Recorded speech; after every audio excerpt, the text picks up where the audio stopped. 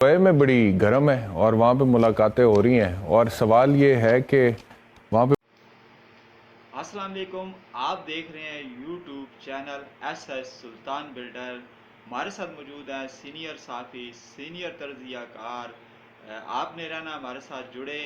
چلتے ہیں ویڈیو کی طرف، ویڈیو دیکھتے ہیں پھر بات کرتے ہیں۔ دبئی میں بڑی گرم ہے اور وہاں پہ ملاقاتیں ہو رہی ہیں، اور سوال یہ ہے کہ وہاں پہ بات کیا ہو رہی ہے؟ کیا بات پاکستان میں جو مسائل ہیں اس کی ہو رہی ہے؟ بات کوئی وہ دبئی پلان کی باز گشت ہے کہ جی پاکستان پیپلز پارٹی اور پاکستان مسلم لیگ نواز کیا چاہتے ہیں انتخابات کے حوالے سے، کہ کب ہوں انتخابات؟ ایک خبر یہ بھی ہے کہ پیپلز پارٹی چاہتی ہے کہ وقت پہ ہو جائے، یعنی کہ اکتوبر یا نومبر میں، لیکن پی ایم ایل این چاہتی ہے کہ تھوڑی تاخیر کے ساتھ ہوں۔ لیکن ایک خبر یہ بھی ہے کہ یہ جو لیجسلیشن ہوئی ہے الیکشن ایکٹ 2017 میں، جس میں نااہلی کی مدت کا تعین کر دیا گیا ہے 5 سال تک، اس کے بعد میاں نواز شریف کی واپسی کی سیاست میں واپسی کی راہ ہموار ہو چکی ہے، تو اس کا روڈ میپ بن رہا ہے کہ وہ واپسی ہوگی کیسے۔ تو سوال یہ ہے کہ میاں نواز شریف کی واپسی پر انہیں کن قانونی مسائل کا سامنا ہو سکتا ہے، گیون دا فیکٹ کہ ان کا اس وقت جو سٹیٹس ہے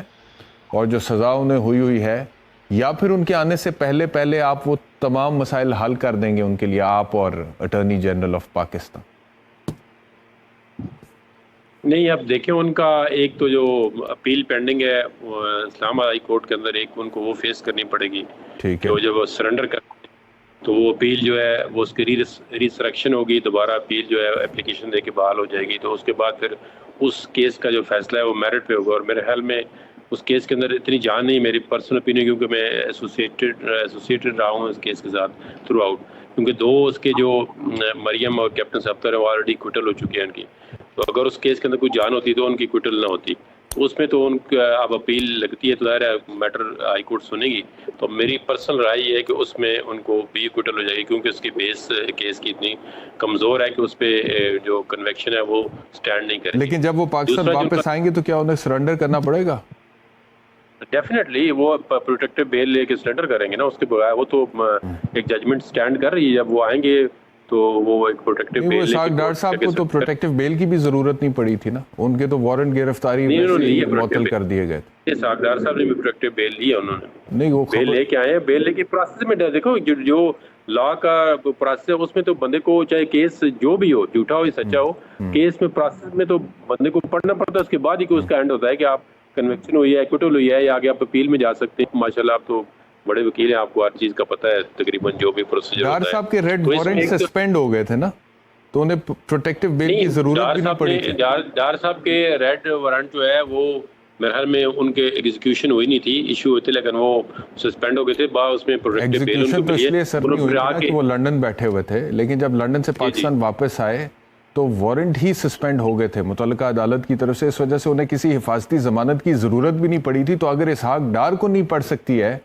تو آپ نے کیوں کہہ دیا کہ میاں نواز شریف کو پڑھ سکتی؟ نہیں، اسحاق ڈار صاحب کی مجھے خود پتہ ہے کہ پروٹیکٹیو بیل انہوں نے اپلائی کی تھی۔ ریڈ وارنٹ کے علاوہ بھی ایک بندہ دیکھے نا، اگر وہ 87 کی کارروائی ہو چکی ہے، وہ کہہ چکے ہیں جی یہ ابھی کانڈ ہے یا اس میں اپیل نہیں ہوا، تو definitely have to apply for protective bail. اس میں ریڈ وارنٹ کا تو ہوتا ہے کہ آپ you arrest the person and bring back to the country. Qazi Misbah صاحب وکیل تھے، انہوں نے کورٹ میں اپلیکیشن دی تھی، ان کے وارنٹ گرفتاری کی معطلی کی، اور پھر جب وہ ہو گئے تھے تو اس کے بعد ڈار صاحب سیدھا پارلیمنٹ میں لینڈ کیے۔ ایک ہے نا جو ریڈ وارنٹ ہے وہ انٹرنیشنلی وہ ڈیفرنٹ ہے، ایک آپ کا پرپیچول وارنٹ آف اریسٹ ہوتا ہے، وہ جو آپ پاکستان کے اندر ایگزیکیوٹ ہوتا ہے، وہ اس کا ریڈ وارنٹ جو ہے وہ علیحدہ ہوتا ہے۔ اب انٹرنیشنلی تو ریڈ وارنٹ ایشو ہوتا ہے، وہ ریڈ وارنٹ دوبارہ جو ہے وہ جو ایجنسی ایف آئی اے کراتی ہے، وہ انٹرنیشنل ان کا لائزن ہوتا ہے جو انٹرنیشنل پولیس ہوتی ہے، تو اس میں تو یہ ہے کہ جب تک آپ وہ ریڈ وارنٹ ایگزیکیوٹ نہیں تھا وہ تو اس کی کوئی ویلیو نہیں ہوتی۔ تو اب جب پاکستان آنا جاتے ہیں تو اس کا مطلب ریڈ وارنٹ تو ایک سائڈ پہ ہوگا نا، آپ سرنڈر کر رہے ہیں تو آپ کو پروٹیکٹیو بیل لے کے آپ سرنڈر کرا لیں۔ تو میاں صاحب کی جو 3.5 سال کی ایبسنس ہے پاکستان سے، ایک فیصلہ ان کے خلاف تھا، اپیرنٹلی وہ خیر اپیرنٹلی قانون میں تو ہوتا ہے کہ جب کوئی شخص ایبسکونڈ کرتا ہے تو وہ ایبسکونڈنس جو ہے اس کی وجہ سے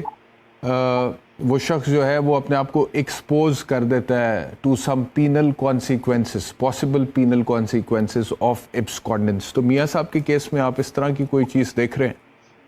نہیں آلریڈی دیکھو نا ان کی اپیل ڈسمس ہو چکی ہے نا, کانسیکوینسز تو ہی ہیز فیس دی کانسیکوینسز کہ وہ موجود نہیں تھے اپیل کے اندر, تو اپیل ان کی ڈسمس ہو چکی ہے. لیکن اس اپیل کے اندر ڈسمس کرنے کے بعد ایک آگے سینٹینس لکھا گیا اس میں کہ جب وہ دوبارہ سرنڈر کریں گے, جب پاکستان آئیں گے وہ اتھارٹی کو سرنڈر کریں گے, تو اس کے بعد ان کی اپیل دوبارہ جو ہے بحال ہو جائے گی. یہ سیٹل لا ہے سپریم کورٹ کا جو اسٹوڈنٹس ہے کہ اگر آپ ایبسینشیا میں اگر کسی کو سزا دے دیتے ہیں تو اس کی ظاہر وہ پرسو نہیں کیس. ان حالات میں اب سوال آپ سے یہ ہے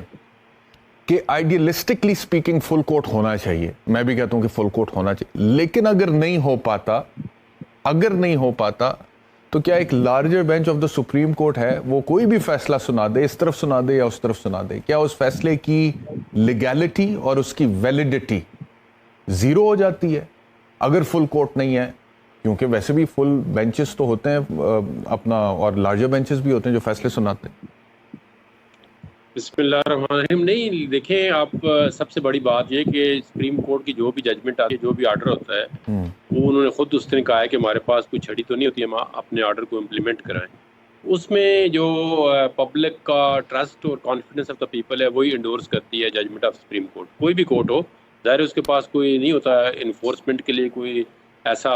تو نہیں ہوتا کہ وہ بالکل ایک اسٹیک ہو کے وہ کہیں جی انفورس نہیں کریں گے تو آپ کو جیل میں ڈال دیں گے, مطلب اپیرنٹلی. تو سب سے بڑی جو لارجر بیس ہے آل اوور دا ورلڈ وہی ہوتی ہے کہ confidence of the people and public trust جو ہے وہ آپ کی کورٹ کی جو ججمنٹ آتی ہے آرڈر انڈورس کرتا ہے. اب اس میں